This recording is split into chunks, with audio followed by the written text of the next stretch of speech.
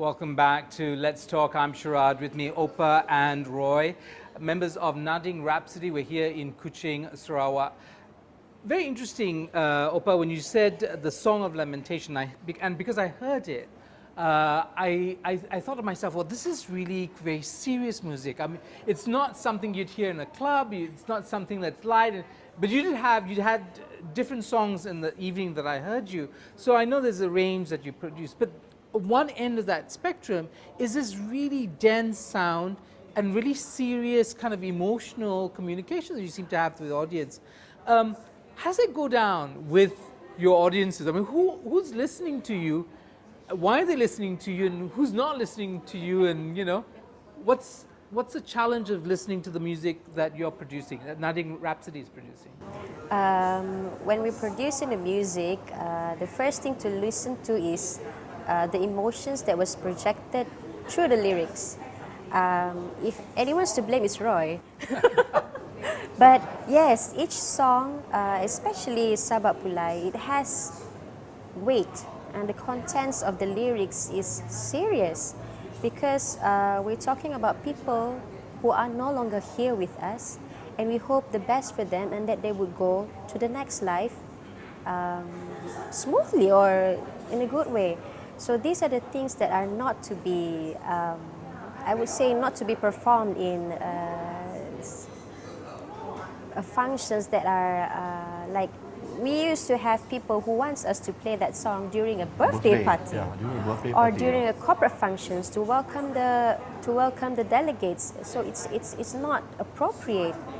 But if you say if you want to know who will listen to us, which is why these kind of musics, we cannot play them at pubs or clubs as people would ask, because it's not appropriate. It simply is not. But there are places that we can play these musics, just like music festivals or literature festival, where people are more towards delving into what the words are, the meanings, the connections, and also the music itself. I want to ask you, I mean, how much educating have you had to do with your music? How much have you had to try and shape musical taste or appreciation for what you're trying to do?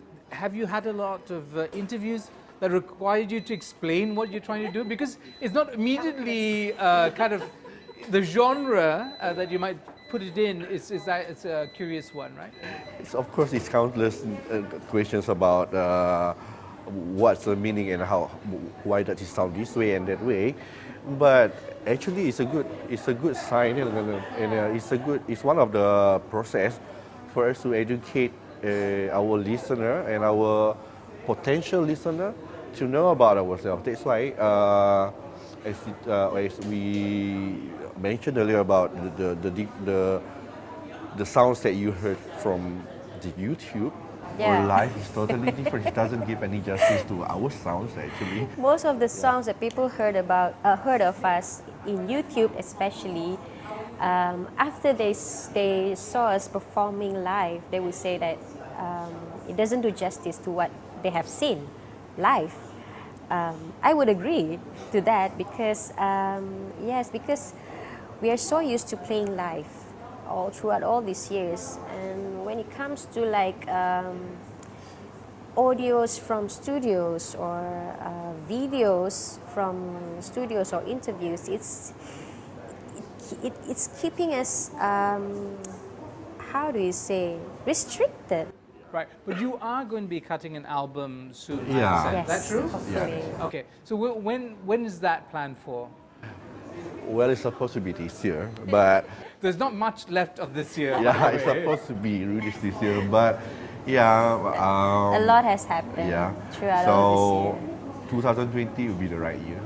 So I mean, just wait for The album come out. Yeah. I want to ask you very quickly, the really strange situation you have where you're performing abroad, you travel to perform, but you don't have a space here in Kuching to perform, and you're not much heard here. So how do you, I mean, as somebody from here and a musician for whom the music is about the here, how do you feel, Opah? I don't feel, after a lot of years, I don't feel very much stressed out about it, because if I would say in a cliche way, people would say that when you go out and then you come back, then you'll be recognized. But we try to move away from that sentiment towards the years. I would say that if we get to play abroad first, and second is our home, we will still take it as a good opportunity, because maybe you would see that outside people have never listened to this music, they've never heard of us, they've never seen our culture, our ethnicity, they've never experienced it. So they would want to see it because they've never seen it. When something is new to you, you're like, you're curious. But when you're here, maybe people are used to it, or maybe people would have expected what to expect.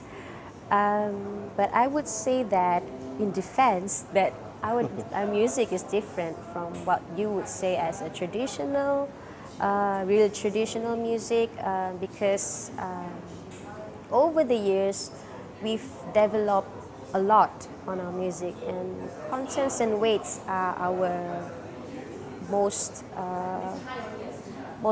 expensive elements now. Okay. Thank you so much. Unfortunately, we've run out of time, but it's been wonderful. The next time we'll get the whole band on, and maybe we'll try and actually get some music going. So thank you so much, both of you, for being on the show.